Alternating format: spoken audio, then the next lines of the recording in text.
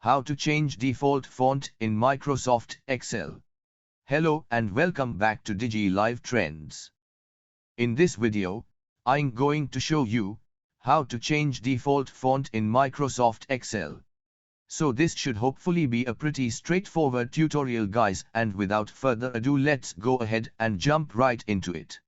On your system, open Microsoft Excel. Now, click on File tab on the left corner of the Excel window. Here, and you want to go down and select Options at the bottom on the left side. Now on the right side where it says when creating new workbooks. Use this as a default fine, click on the drop-down menu. Here you can select any font from the list, body font appears. You can also adjust the font size. This is how you can simply change default font in Excel. So guys, if you enjoyed this video, please hit like and subscribe to our channel. Thank you for watching. See you soon in the next one. Take care. Bye bye.